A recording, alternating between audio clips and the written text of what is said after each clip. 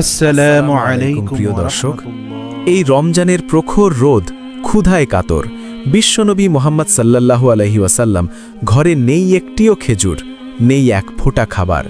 কিন্তু ঠিক তখনই আকাশ কেঁপে উঠল, হাজার হাজার মৌমাছি ঝাঁকে ঝাঁকে উড়ে এলো। কার জন্য জানেন? দয়ার নবীর জন্য। তারা নিয়ে এলো এমন এক মধু যার কথা পরে কুরআনে নাজিল হল, সূরা আন-নাহাল। কি ছিল সেই অলৌকিক ঘটনা? মৌমাছিরা কি সত্যিই জিকির করছিল? শেষ পর্যন্ত দেখুন, আপনার ঈমান কেঁপে উঠবে ইনশাআল্লাহ। রমজানের কোনো একদিনে মদিনার আকাশে সূর্য যেন আগুন ঝরাচ্ছিল। সেই ধুলামাখা গরম বালুর পথ ধরে বাড়ির পথে হেঁটে চলেছে রাহমাতাল্লিল আলামিন হযরত মুহাম্মদ সাল্লাল্লাহু আলাইহি ওয়াসাল্লাম। মাগরিবের আজান হতে আর মাত্র কিছুক্ষণ বাকি। পথের মাঝে দেখা হলো এক গরিব সাহাবীর সাথে। সাহাবী বললেন, ইয়া রাসূলাল্লাহ, বাড়িতে সবাই রোজাদার, আমিও সারাদিন রোজা রাখলাম, কিন্তু ইফতারের জন্য ঘরে কোনো খাবার নেই। ইয়া রাসূলাল্লাহ, আপনি কিছু ব্যবস্থা করতে পারবেন? তখন রাসূল সাল্লাল্লাহু আলাইহি ওয়াসাল্লাম তার কাছে থাকা মাত্র 2টি খেজুর তাকে দিয়ে বললেন, তুমি চিন্তা করো না, আল্লাহ আছেন, নিশ্চয়ই তিনি সাহায্য করবেন। আল্লাহ আমাদের রিজিক দাতা। এই দেখে সাহাবী কেঁদে ফেললেন। তবে নবীজির ঘরেও ইফতারের জন্য কিছুই নেই, কিন্তু তার সাহাবীদের কষ্ট তিনি সহ্য করতে পারতেন না। কি সহমর্মিতা, কি ভালোবাসা! নিজের ইফতারের খেজুরটুকু না খেয়ে সাহাবীদেরকে দিয়ে দিলেন। অতঃপর দূর থেকে ভেসে আসলো মাগরিবের সুমধুর আজানের ধ্বনি। তিনি আর দেরি করলেন না, তাড়াতাড়ি চললেন বাড়ির পথে। এখন সন্ধ্যা হয়ে এসেছে। নবীজি ঘরে ফিরলেন। হযরত আয়েশা রাদিয়াল্লাহু তাআলা আনহা ঘরের মধ্যে বসে কাঁদছেন। চোখ দিয়ে অবিরাম অশ্রু গড়িয়ে পড়েছে। নবীজি জিজ্ঞাসা করলেন, হে আয়েশা, কি হয়েছে? তুমি কাঁদছ কেন? তখন আয়েশা রাদিয়াল্লাহু তাআলা আনহা বললেন, ইয়া রাসূলাল্লাহ, আজ ঘরে ইফতারের জন্য পানি ছাড়া আর কিছুই নেই, একটি খেজুরও নেই।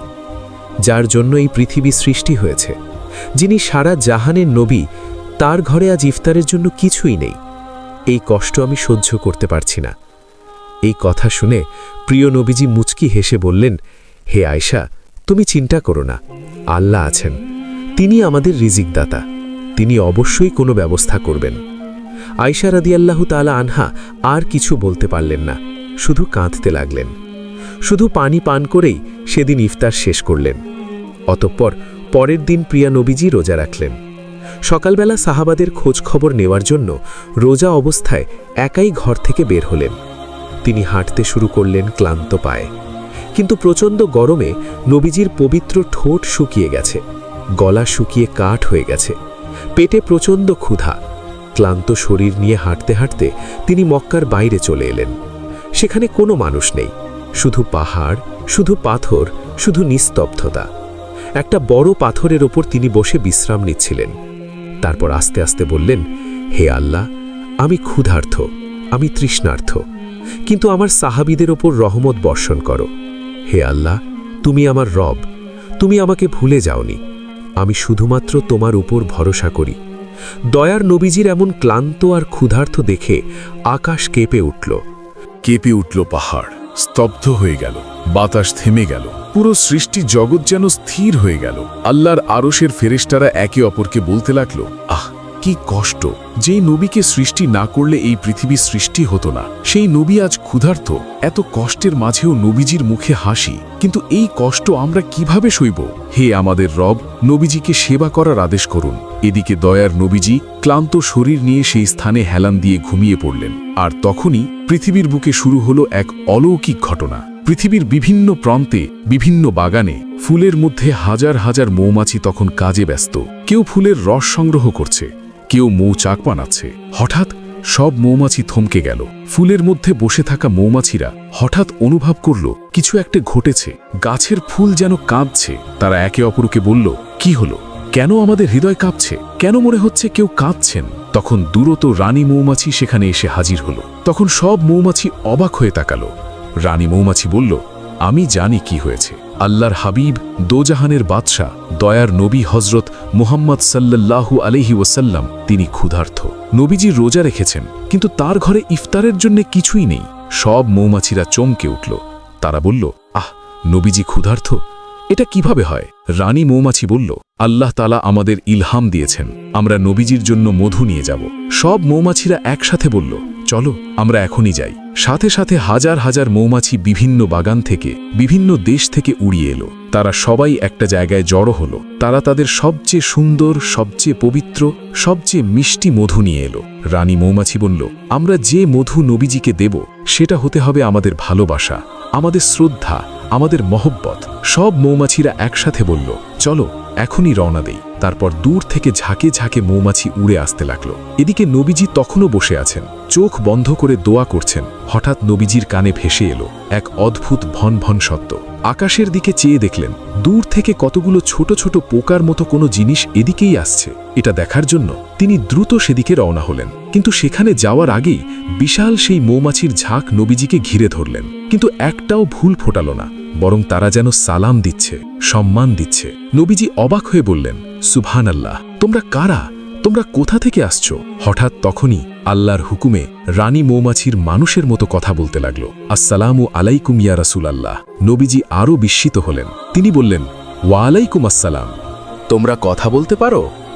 রানী মৌমাছি বলল, হ্যাঁ ইয়া রাসূলাল্লাহ, আল্লাহ তাআলা আমাদের কথা বলার ক্ষমতা দিয়েছেন, যাতে আমরা আপনার সাথে কথা বলতে পারি। নবীজি বললেন, তোমরা এখানে কেন এসেছো? রানী মৌমাছি কাঁপা গলায় বলল, ইয়া রাসূলাল্লাহ, আমরা জানি আজ আপনার ঘরে ইফতারের জন্য কিছুই নেই। আপনি ক্ষুধার্ত, আপনি তৃষ্ণার্ত, তাই তো আমরা আপনার জন্য মধু নিয়ে এসেছি। নবীজি বললেন, আমি তো কারো সাথে বলিনি, তোমরা কিভাবে জানলে? যে স্থানে দাঁড়িয়ে এসব কথা বলছিলেন সেখানে কোনো ছায়া ছিল না, তাই মৌমাছির দল বলল, ইয়া রাসূলাল্লাহ, আপনি একটি গাছের ছায়ায় বিশ্রাম নিন, আমরা সব বলছি। এই কথা বলার সাথে সাথেই এক টুকরো মেঘ নবীজির মাথার উপরে এসে ছায়া দিল। মৌমাছির এইসব কথা শুনে নবীজি হেসে ফেললেন। তারপরে একটি গাছের নিচে গেলেন।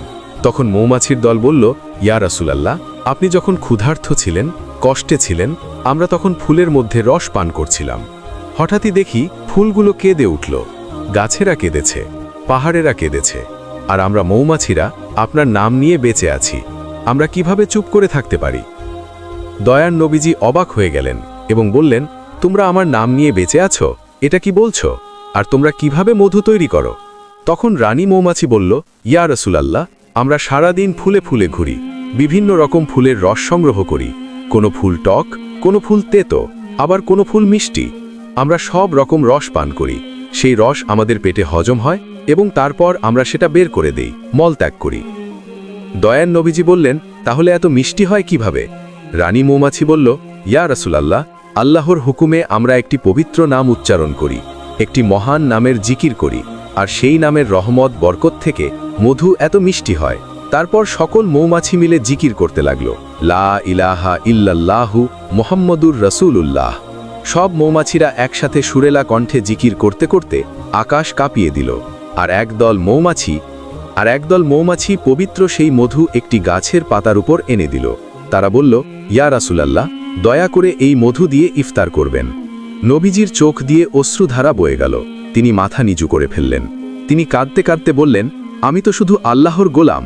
মৌমাছিরা বলল, ইয়া রাসূলাল্লাহ, আপনার নাম শুধু একটা নাম নয়, এটা রহমত, এটা বরকত, এটা শিফা। এই নাম নিলে অসম্ভব সম্ভব হয়, এই নাম নিলে বিষ অমৃত হয়, এই নাম নিলে অন্ধকার আলো হয়। তারপর মৌমাছির দল জিকির করতে করতে সেখান থেকে উড়ে গেল। কিন্তু কিছু মৌমাছি নবীজিকে পাহারা দেওয়ার জন্য আশেপাশেই ঘুরতে লাগল। নবীজি হাত তুলে আল্লাহর দরবারে দোয়া করলেন, ইয়া আল্লাহ, তুমি আমার নামকে এত সম্মান দিলে, এত মর্যাদা দিলে, আমি কি করে তোমার শুকরিয়া আদায় করব? তখন প্রায় ইফতারের সময় চলে এসেছে। সূর্য পশ্চিমে ঢলে পড়েছে। নবীজি দ্রুত চললেন বাড়ির পথে, আর সাথে সাথে কিছু মৌমাছির দল পাহারা দিয়ে পিছন পিছন চললেন। অতপর রাসূল সাল্লাল্লাহু আলাইহি ওয়াসাল্লাম বাড়ি ফিরে এলেন। তখন কিছু মৌমাছি নবীজির বাড়ির বাইরে অপেক্ষা করছিল। তারপর রাসূল সাল্লাল্লাহু আলাইহি ওয়াসাল্লাম ও হযরত আয়েশা রাদিয়াল্লাহু তাআলা আনহা মধু একটিমাত্র খেজুরি দিয়ে ইফতার করলেন। হযরত আয়েশা জিজ্ঞাসা করলেন, ইয়া রাসূলাল্লাহ, এমন সুস্বাদু মিষ্টি, এত সুন্দর জিনিস আপনি কোথায় পেলেন? তারপর নবীজি হযরত আয়েশাকে সমস্ত কথা বললেন। অতপর হযরত আয়েশা ও রাসূল সাল্লাল্লাহু আলাইহি ওয়াসাল্লাম একসাথে বললেন, মাশাআল্লাহ, এত মিষ্টি, এত সুস্বাদু, এত পবিত্র মধু, এতে তোমাদের ভালোবাসা মিশে আছে, তোমাদের মহব্বত মিশে আছে। মৌমাছিরা বাইরে থেকে এই সব কথা শুনতে পেয়ে খুশিতে উঠতে লাগল। তারা বলল, আলহামদুলিল্লাহ, দয়ার নবীজি আমাদের তৈরি করা মধু খেলেন, আজ আমাদের জীবন সার্থক হয়ে গেল। তারা আল্লাহর দরবারে শুকরিয়া জানালেন। তারপর মৌমাছিরা উড়ে গেল, কিন্তু তাদের জিকির শোনা যাচ্ছিল, লা ইলাহা ইল্লাল্লাহু মুহাম্মাদুর রাসূলুল্লাহ। অতপর রাসূল সাল্লাল্লাহু আলাইহি ওয়াসাল্লাম কিছু মধু সাহাবীদের দেওয়ার জন্য সাথে নিলেন। আর দেরি করলেন না, এই সংবাদ দেওয়ার জন্য সাথে সাথেই তিনি রওনা হলেন সাহাবীদের কাছে। কিছুক্ষণ পর যখন তিনি সাহাবীদের কাছে পৌঁছালেন, সাহাবীরা তাকে দেখে অবাক হয়ে গেলেন। হযরত আবু বক্কর রাদিয়াল্লাহু তাআলা আনহু বললেন, ইয়া রাসূলুল্লাহ, আপনার চেহারায় আজ বিশেষ নূর দেখা যাচ্ছে, কি হয়েছে? নবীজি হেসে বললেন, আবু বক্কর, আজ আল্লাহ তাআলা আমাদের জন্য এমন ব্যবস্থা করেছেন যা তোমরা শুনলে অবাক হয়ে যাবে। তারপর সেই মধু তাদের সামনে রাখল। আর নবীজি বলল, আজ আমরা ঘরে ইফতারের জন্য কিছু ছিল না। আমি পাহাড়ে গিয়ে আল্লাহর কাছে দোয়া করলাম, তখন হাজার হাজার মৌমাছি এসে আমার জন্য মধু নিয়ে এলো। তোমাদের জন্য কিছু নিয়ে এসেছি। সাহাবারা শুনছেন। হযরত ওমর রাদিয়াল্লাহু তাআলা আনহু উঠে দাঁড়িয়ে গেলেন। তার চোখ দিয়ে অস্ত্র গড়িয়ে পড়ছে। তিনি বললেন, আল্লাহু আকবার, আল্লাহু আকবার, ইয়া রাসূলুল্লাহ, আপনার নামে কি বরকত। সাহাবারা সবাই একসাথে সুবহানাল্লাহ বলে উঠলেন। তাদের ঈমান আরও মজবুত হল। পরের দিন পুরো মক্কায় এই ঘটনা ছড়িয়ে গেল। মুসলমানরা খুশিতে আত্মহারা। তারা অন্যদের কাছে গিয়ে বলতে লাগল, আমাদের নবী সত্য, আল্লাহ আমাদের নবীকে ভালোবাসেন, তিনি তার জন্য মৌমাছি পাঠিয়েছেন এবং আমাদের জন্য তা থেকে সুস্বাদু মধু দিয়েছেন। এটা আল্লাহর এক নিদর্শন। ভাইরা, আপনারা মোহাম্মদ সাল্লাল্লাহু আলাইহি ওয়াসাল্লামকে নবী বলে মেনে নিন। কিছু লোক এটা বিশ্বাস করল না, কিন্তু কাফেররা শুনে অবাক হয়ে গেল। তাদের বিশ্বাস হলো না। তাদের মধ্য থেকে একজন আবু জাহেলের কাছে এসে বলল, হুজুর, এতদিন তো শুনেছেন অন্য কথা, এখন মোহাম্মদ সাল্লাল্লাহু আলাইহি ওয়াসাল্লাম এক নতুন মিথ্যে কথা বলছে। তারা বলছে ছোট্ট মৌমাছি নাকি তাদের জন্য মিষ্টি মধু নামক কোনো তরল পদার্থ এনেছেন, যা খেতে অতি সুস্বাদু। এই মধু নাকি অনেক রোগের ঔষধ। এই সব কথা কি আপনি বিশ্বাস করেন? এই কথা শুনে আবু জেহেল অত্যন্ত রেগে গিয়ে বলল, ও মানুষকে বোকা বানানোর চেষ্টা করছে, মিথ্যে বলছে, ইসলাম ধর্ম গ্রহণের চেষ্টা করছে। এটা আমরা কোনো মতেই হতে দেব না। মৌমাছেরা কিভাবে মধু নিয়ে আসবে এর একটা ব্যবস্থা করতেই হবে। অতঃপর তারা গরিব মুসলিমদের ধরে ধরে অত্যাচার করত আর বলতো, আমরা যা খাই, যা পান করি, এসব তো আমাদের দেবতার দান, প্রকৃতর নিয়ম। এভাবেই কাফেররা আল্লাহর নিদর্শনকে অস্বীকার করত। একদিন এক সাহাবী মোহাম্মদ সাল্লাল্লাহু আলাইহি ওয়াসাল্লাম ও আল্লাহর নিদর্শন সম্পর্কে মানুষকে বোঝানোর এই অপরাধে কাফেররা তাকে ধরে নিয়ে অত্যাচার করতে থাকে আর বলে, এসব মিথ্যে, আমরা মানি না, এসব কিছু আমাদের দেবতার দান, প্রকৃতর নিয়ম। যারা মোহাম্মদ সাল্লাল্লাহু আলাইহি ওয়াসাল্লামকে নবী বলে মানবে এবং তার ধর্ম পালন করবে, তাদের উপর এমনই অত্যাচার করব। এত কষ্ট পাওয়ার পরেও তাদের ঈমান কখনো হারিয়ে যায়নি, বরং ঈমান আরও মজবুত হয়েছিল। এদিকে এক সাহাবী নবীজির কাছে গিয়ে বললেন, ইয়া রাসূলুল্লাহ, কাফেররা অসহায় মুসলিমদের উপর নির্যাতন করছে, অত্যাচার করছে। তারা আল্লাহর নিদর্শনকে বিশ্বাস করছে না, তোমাকে নবী বলে মেনে নিচ্ছে না। ইয়া রাসূলুল্লাহ, এর বিচার করুন। অতঃপর রাতের বেলা রাসূল সাল্লাল্লাহু আলাইহি ওয়াসাল্লাম চোখের জল নিয়ে আকাশে তাকালেন এবং দোয়া করে বললেন, হে আমার রব, তুমি আমাদের রক্ষা করো। যারা আল্লাহর নিদর্শনকে মেনে নেয় না, তাদেরকে হেদায়াত দান করো। হে আল্লাহ, কাফেরদের হাত থেকে তাদেরকে রক্ষা করো। এই দোয়া শেষ করার সাথে সাথেই আকাশ কেঁপে উঠল। একটা তীব্র নূর নেমে এলো। নবীজি তাকিয়ে দেখলেন, জিব্রাইল আলাইহিস সালাম নেমে আসলেন। জিব্রাইল আলাইহিস সালাম এসে বললেন, আসসালামু আলাইকুম ইয়া রাসূলুল্লাহ, আমি আল্লাহর পক্ষ থেকে ওহী নিয়ে এসেছি। নবীজি বললেন, ওয়ালাইকুম আসসালাম ইয়া জিব্রাইল। জিব্রাইল আলাইহিস সালাম বললেন, আল্লাহ তাআলা একটি নতুন সূরা নাজিল করেছেন। এই সূরার নাম হবে সূরা আল-নাহল। নবীজি চমকে উঠলেন এবং বললেন, মৌমাছি সূরা। জিব্রাইল আলাইহিস সালাম বললেন, হ্যাঁ, এই সূরায় আল্লাহ তাআলা মৌমাছিদের সম্পর্কে বলবেন, মধুর সম্পর্কে বলবেন এবং মানুষকে তার নিয়ামতের কথা মনে করিয়ে দেবেন। তারপর জিব্রাইল আলাইহিসসালাম আল্লাহর বাণী পাঠ করতে শুরু করলেন, যার বাংলা অর্থ, আর তোমার রব মৌমাছিকে নির্দেশ দিয়েছেন যে পাহাড়ে, গাছে এবং মানুষ যে গৃহ নির্মাণ করে তাতে তুমি ঘর বানাও। তারপর প্রত্যেক ফল খাও এবং তোমার রবের সহজ পথে চলো। তার পেট থেকে বিভিন্ন রঙের পানি ও মধু বের হয়, যাতে মানুষের জন্য রয়েছে শিক্ষা, রোগ নিরাময়। নিশ্চয়ই এতে চিন্তাশীল কওমের জন্য নিদর্শন রয়েছে। সূরা আল নাহাল 68-69। এই আয়াত শোনার সাথে সাথেই নবীজি সিজদায় পড়ে গেলেন। তিনি কাঁদতে কাঁদতে বললেন, আলহামদুলিল্লাহ, আল্লাহ তাআলা মৌমাছিদের সম্পর্কে একটি পুরো সূরা নাজিল করলেন এবং বললেন যে মধুতে শিফা আছে। জিব্রাইল আলাইহিসসালাম বললেন, ইয়া রাসূলাল্লাহ, এই সূরা এখন নাজিল হলো কারণ আল্লাহ তাআলা চান মানুষ জানুক মৌমাছিরা আল্লাহর বিশেষ সৃষ্টি। তারা সরাসরি আল্লাহর ইলহাম পায়। এই মধুতে শিফা আছে। এই কথা বলে জিব্রাইল আলাইহিসসালাম আকাশে উঠে গেলেন। এই ঘটনার পর যখন নবীজি এই সূরা সকলকে পড়ে শোনালেন, তখন সাহাবারা শুনে কেঁদে ফেললেন। তারা বললেন, সুবহানাল্লাহ, আল্লাহ কোরআনে মৌমাছিদের সম্পর্কে বলেছেন। অনেকের লজ্জায় মাথা হেঁট হলো, অনেকের মুখ ফ্যাকাশে হয়ে গেল।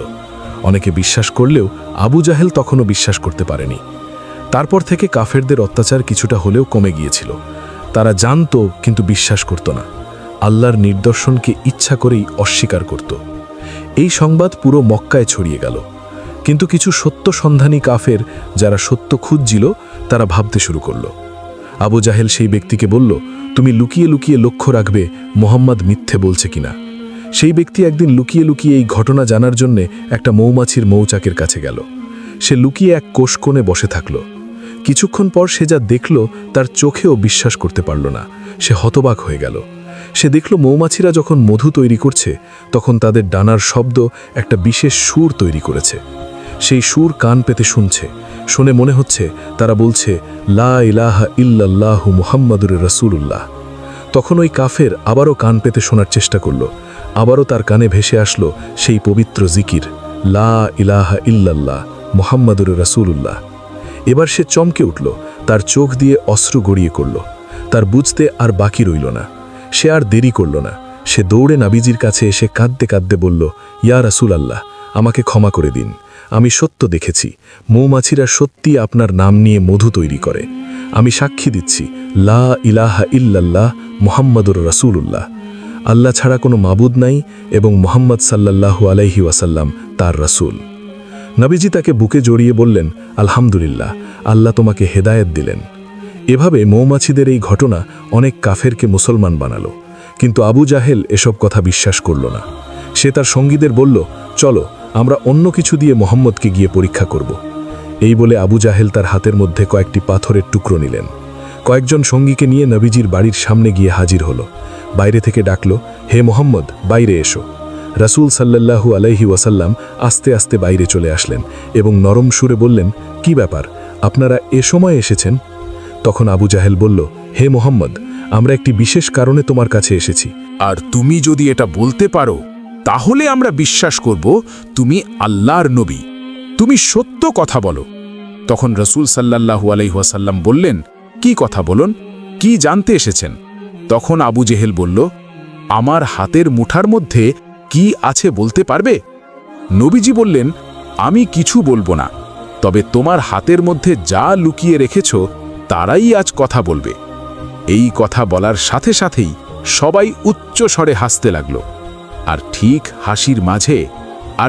সেই হাসির মাঝে ভেসে আসছে এক সুমধুর নাম, পবিত্র জিকির।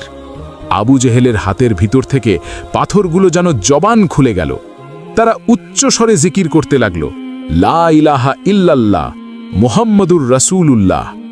চোখের সামনে এমন বিস্ময়কর অলৌকিক ঘটনা দেখার পর সেখানে থাকা সমস্ত লোক অবাক হয়ে গেল।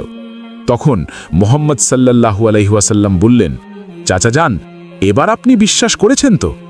শুধুমাত্র একবার ভেবে দেখুন, নিষ্ঠুর আবু জেহেল অবাক হবার পরেও অস্বীকার করল।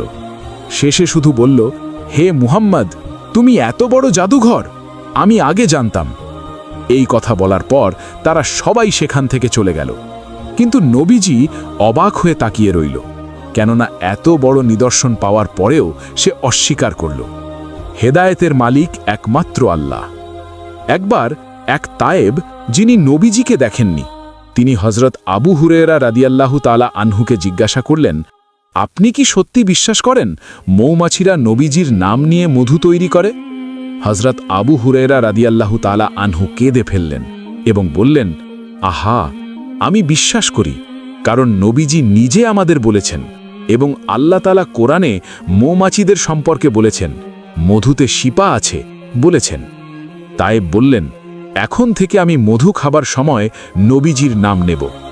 একদিন এক অসুস্থ সাহাবী নবীজির কাছে এসে বললেন, ইয়া রাসূলাল্লাহ, আমি খুব অসুস্থ, সমস্ত কবিরাজ হাকিম বলছে আমার আর বাঁচার আশা নেই। নবীজি তাকে সান্ত্বনা দিয়ে বললেন, তুমি চিন্তা করো না, আল্লাহ তাআলাই শিপাদাতা, তুমি মধু খাও, মধুতে শিপা আছে। সাহাবী বললেন, কিন্তু ইয়া রাসূলাল্লাহ, আমি তো অনেক মধু খেয়েছি, কোনো কাজ হচ্ছে না। নবীজি বললেন, তুমি শুধু মধু খাবার সময় বলো বিসমিল্লাহির রহমানির রহিম, তারপর মধু খাও। সাহাবী সেইভাবে মধু খেলেন। আল্লাহর রহমতে কিছুদিনের মধ্যেই তিনি সুস্থ হয়ে গেলেন। তিনি নবীজির কাছে এসে কাঁদতে কাঁদতে বললেন, ইয়া রাসূলাল্লাহ, আপনার নামের কি বরকত, আমি সুস্থ হয়ে গেছি। নবীজি বললেন, এটা আল্লাহর ফজল এবং মৌমাছিদের বরকত। তারা আমার নাম নিয়ে মধু তৈরি করে, তাই এই মধুতে শিফা আছে। একবার এক গরিব মহিলা, যার কাছে মধু কেনার টাকা ছিল না, তিনি নবীজির কাছে এসে বললেন, ইয়া রাসূলাল্লাহ, আমিও মধু খেতে চাই, কিন্তু আমার কাছে টাকা নেই। নবীজি তাকে সান্ত্বনা দিয়ে বললেন, তুমি চিন্তা করো না, আল্লাহ তাআলা তোমার জন্য ব্যবস্থা করবেন। পরের দিন সেই মহিলা দেখলেন তার ঘরের পাশে একটা গাছে মৌমাছিরা মধু তৈরি করছে। তিনি কেঁদে ফেললেন আর বললেন, সুবহান আল্লাহ, আল্লাহ তাআলা কত মেহেরবান। অথবা সেই মৌচাক থেকে সেই বৃদ্ধ মধু সংগ্রহ করল এবং তৃপ্তি সহকারে মধু পান করল। এভাবে হাজার হাজার বছর কেটে গেল। মৌমাছিরা এখনও মধু তৈরি করছে, এখনও নবীজির নাম নিচ্ছে। শুধু আফসোস, মানুষ ভুলে যাচ্ছে। আজ মানুষ মধু খায় কিন্তু মনে রাখে না। আজ মানুষ সূরা আল নাহল পড়ে কিন্তু চিন্তা করে না।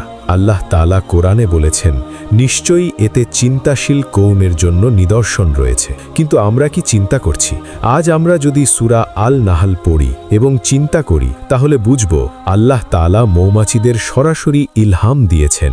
এবং সবচেয়ে বড় কথা, নবীজির নাম নাও, নবীজিকে ভালোবাসো, নবীজির পথে চলো, তাহলে তোমার জীবনও মধুর মতো মিষ্টি হয়ে যাবে। আল্লাহ রাব্বুল আলামিন যেন এই গল্পের মাধ্যমে মানুষের হৃদয়ে নবীজির প্রতি ভালোবাসা ছড়িয়ে তোলে। আমিন।